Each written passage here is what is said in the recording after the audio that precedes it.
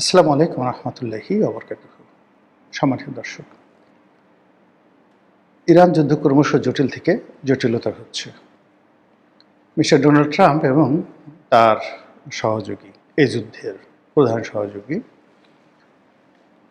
Mister Netanyahu, ইসরায়েলের প্রধানমন্ত্রী, তারা যত সহজ মনে করেছিলেন যে ২৪ ঘন্টার মধ্যে ইরানকে মাটির সঙ্গে মিশিয়ে দেবে এবং ইরানের যারা শীর্ষ নেতৃত্ব রয়েছেন তাদেরকে দুনিয়া থেকে সরিয়ে দেওয়ার সঙ্গে সঙ্গে ইরানের যে শাসনতন্ত্রের, রাষ্ট্রতন্ত্রের এবং রাজতন্ত্রের, রাষ্ট্রনীতির হোয়াট এভার মেবি বা তাদের যে মূল্যতন্ত্র বলা হয়, সব কিছুর যে সাংগঠনিক ভিত্তি ভেঙে তছনছ হয়ে যাবে।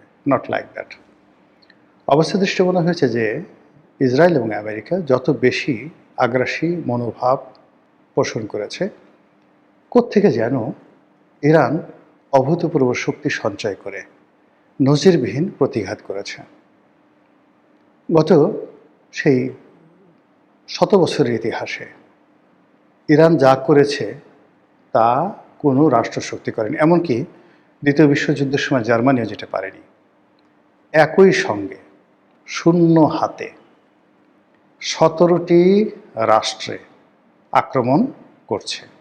পৃথিবী দুটো বৃহৎ শক্তি যখন একটি দুর্বল রাষ্ট্রকে আক্রমণ চালাচ্ছে এবং আকাশ প্রতিরক্ষা বহু ভেদ করে ইরানের মাটি, পানি, গ্যাস, তেল, বিল্ডিং, স্থাপনা সব কিছু যখন তছনছ করছে, তখন পাহাড়ের ভেতর থেকে, সমুদ্রের তলদেশ থেকে, মাটির গভীর থেকে অনেকটা সেই এলিয়েনের মতো বের হয়ে পার্শ্ববর্তী আরব রাষ্ট্রগুলোতে, যেখানে আমেরিকার ঘাঁটি রয়েছে, এরকম ১৭টি দেশের ঘাঁটিগুলোতে উপর্যে পরে যেভাবে ইরান হামলা চালাচ্ছে, সারা বিশ্বের যে যুদ্ধের ইতিহাস সব এলোমেলো হয়ে গেছে। যত যুদ্ধ বিশারদ রয়েছে তারা ভেবে পাচ্ছেন না। এখনও যেভাবে আধুনিক সভ্যতা মিশরে গিয়ে মিশরের পিরামিড দেখে অবাক হয়ে যায়, ৫,০০০ বছর আগে এই পিরামিড কীভাবে তৈরি হয়েছিল এই কথা চিন্তা করতে গিয়ে তারা যখন জ্ঞান হারিয়ে ফেলে, ঠিক একই অবস্থাতে ইরান কী করে টিকে আছে। এত ধ্বংসস্তূপের মধ্য থেকে একের পর এক কী করে তারা মিসাইল ছুড়ছে, তাদের ড্রোনগুলো কীভাবে আরবদের ঘুম হারাম করে দিয়েছে, তাদের ড্রোনগুলো কীভাবে হোয়াইট হাউসকে তছনছ করে দিচ্ছে। তছনছ করে দিচ্ছে মানে মধ্যপ্রাচ্যের যত ক্ষয়ক্ষতি ইরানের মাধ্যমে আমেরিকার হচ্ছে, যত ক্ষয়ক্ষতি ইসরায়েলের হচ্ছে, এটা হোয়াইট হাউস কোনোদিন কল্পনা করেনি। ফলে মার্কিন যুক্তরাষ্ট্রের সরকারি বাসভবনের দিনে রাতে সারাক্ষণ শুধু মাতম। কি হলো, কিভাবে এখান থেকে ফিরে আসব, কিভাবে আমরা এর পরিণতি ভোগ করব। যে ঘটনাগুলো আমরা জানতে পারছি, আমেরিকার যে দম্ভগুলো ছিল, তাদের সবচেয়ে বড় রণতরী আব্রাহাম লিঙ্কন, এটি ধ্বংস করে দেওয়া হয়েছে ইরানের পক্ষ থেকে। অকল্পনীয়। তাদের অন্যান্য যে সকল রণতরী ধ্বংস করে দেওয়া হয়েছে। যে সকল সূত্র থেকে খবর আসছে, এ যাবৎকালে কম করে ১,০০০ মার্কিন সৈন্য মধ্যপ্রাচ্যে নিহত হয়েছেন ইরানের আঘাতে। অন্যদিকে ইরানের যে ব্যালিস্টিক মিসাইল, সেই মিসাইলের আঘাতে তেল আবিব সহ ইসরায়েলের যে বড় বড় শহরগুলো রয়েছে, বন্দরগুলো রয়েছে, নদী বন্দর নয়, সমুদ্র বন্দরগুলো রয়েছে, হাইফার মতো বন্দর, তেল আবিবের মতো বিমানবন্দর, তাদের যে ক্যান্টনমেন্টগুলো রয়েছে, সেখানে কি পরিমাণ ক্ষয়ক্ষতি হয়েছে, কত মানুষ মারা গিয়েছে আমরা এখন পর্যন্ত জানি না।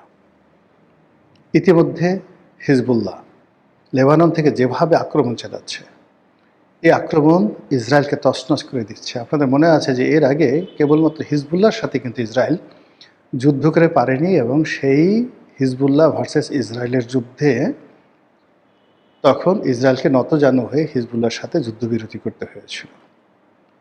এখন এই গত কয়েকদিনের যে সংঘাত, সে সংঘাতে ইসরায়েলের আয়রন ডোম, আকাশ প্রতিরক্ষা ব্যবস্থা থেকে শুরু করে পুরো জিনিস ভেঙে তছনছ হয়ে গেছে, এবং ইসরায়েলের বহু শহর এখন দ্বিতীয় গাজা।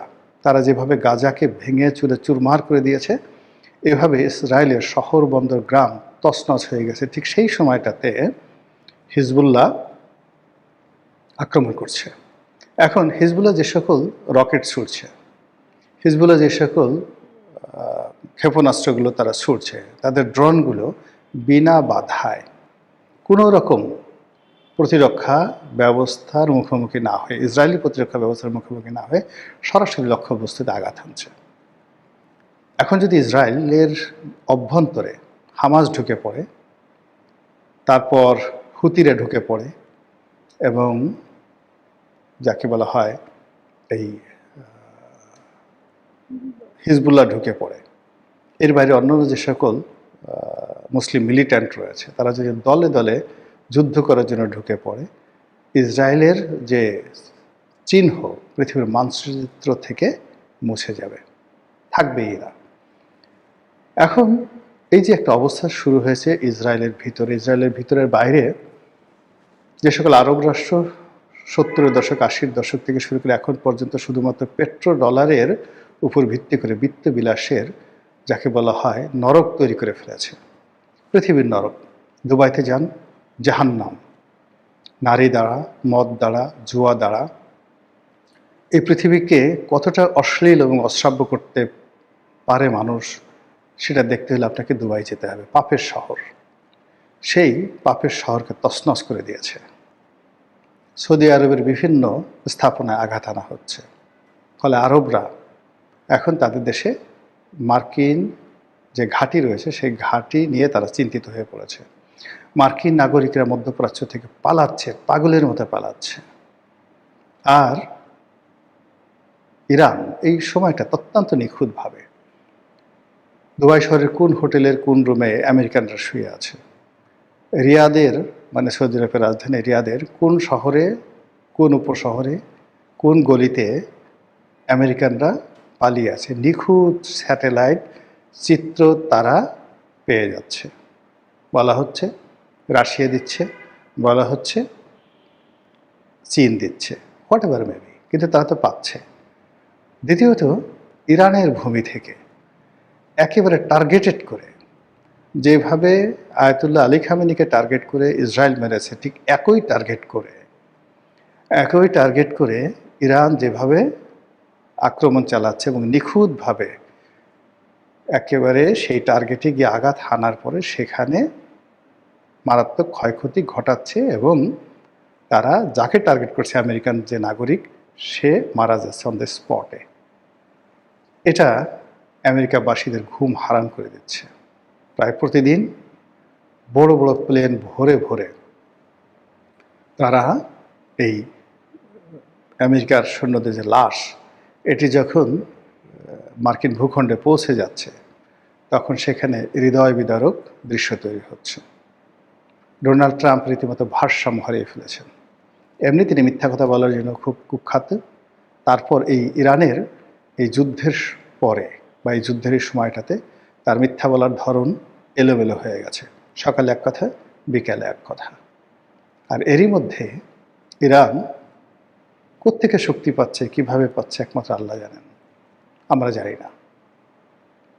এমনকি চীন বা রাশিয়া তাদেরকে কোনো অস্ত্র দিচ্ছে, উত্তর কোরিয়া তাদেরকে অস্ত্র দিচ্ছে, এরকম কোনো প্রমাণ আমেরিকাও দেখাতে পারেনি, কিন্তু ঘটনা ঘটে যাচ্ছে। এবং সেই ঘটনার ফলে কী হলো, প্রতিদিনই তাদের আক্রমণের পরিমাণ বাড়ছে, কিছুদিন থামছে না। ইরানের পররাষ্ট্রমন্ত্রী, ইরানের প্রেসিডেন্ট যে ভাষায় কথা বলছেন, যে দৃঢ়তা দেখাচ্ছেন এবং তারা যেভাবে মুস্কি মুস্কি হাসছেন, যেভাবে তারা এই যুদ্ধ বিরতির ব্যাপারে কোনো আগ্রহই দেখাচ্ছেন না। তারা বলছেন যে আমেরিকা বেঈমান, মুনাফিক, তাদের সাথে বসাবসি নেই। এই যুদ্ধ এমনভাবে বন্ধ করতে হবে, এটা বিরতি নয়, যেন ভবিষ্যতে আর কোনো যুদ্ধ না হয়। আর সেটা যদি বন্ধ করতে হয়, আমেরিকাকে মধ্যপ্রাচ্য ছাড়তে হবে। এই যুদ্ধের ক্ষয়ক্ষতি যা হয়েছে সেটা তাদেরকে পুষিয়ে দিতে হবে এবং ইরান নামক রাষ্ট্রের বিরুদ্ধে তারা যাবৎ যে সকল শয়তানি করেছে এইগুলোর লভ্যাংশ সহ ইরানকে ফেরত দিতে হবে।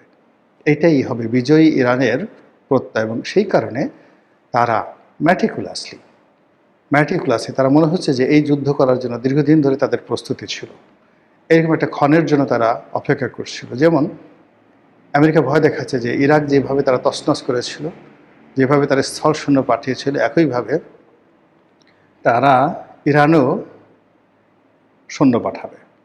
এর কারণ হলো স্থল যুদ্ধ ছাড়া কোনো একটা জাতির উপরে সর্বময় কর্তৃত্ব অর্জন করা যায় না যুদ্ধের ময়দানে, সেই কাজটি তারা করবে। এই কথা শুনে ইরান মুসকে মুসকে হাসছে। তারা বলছে, আসুন, উই আর ওয়েটিং। আমরা ভয় পাচ্ছি না, আমরা অপেক্ষা করছি। তার আরও বলার চেষ্টা করছে যে আমরা যে যুদ্ধ করছি সে ম্যাটার অফ আওয়ার ডিগনিটি। আমরা এই ডিগনিটি যে কোনো জিনিসের বিনিময়ে বিক্রি করতে রাজি নই। মৃত্যু আমার জন্য অপরিহার্য, মৃত্যু আমাদের জন্য অনিবার্য, আর আমরা সেই মৃত্যুর পর থেকে বেছে নেব। যতক্ষণ আছি, জীবিত আছি, আমরা লড়াই করে যাব, কিন্তু কোনো কিছুর বিনিময়ে আমরা নতজান হব না এবং নিজেকে বিক্রি করব না। এই আত্মপ্রত্যয় যখন ইরানি নেতাদের মুখ থেকে বেরোচ্ছে আর এই শব্দ যখন হোয়াইট হাউসে যাচ্ছে, বুঝতে পারেন সেখানে রীতিমতো বজ্রপাত হচ্ছে। ভবিষ্যতের মালিক আল্লাহ, ভবিষ্যতের খবরাখবর একমাত্র তিনিই জানেন, আমরা বলতে পারি না। কাজেই ইরানের যে যুদ্ধ চলছে, যে অসম যুদ্ধ চলছে, যে জাহেলিপনা চলছে, যে জুলুম চলছে, আমরা চাই যারা সাধারণ আমজনতা এটার একটা প্রাকৃতিক বিচার হোক। ইরানের এই ভূমি থেকে, এই যুদ্ধ থেকে ইসরায়েল এবং আমেরিকা এমন শিক্ষা পাক, আগামী 100 বছরে এই পৃথিবীর কোনো উদ্ধত শাসক যেন অন্য কোনো জাতিগোষ্ঠীকে আক্রমণ করার দুঃসাহস না দেখায়। মহান আল্লাহ আমাদের সবাইকে হেদায়েত দান করুন এবং হেফাজত করুন। আসসালামু আলাইকুম ওয়া রাহমাতুল্লাহি ওয়া বারাকাতুহু।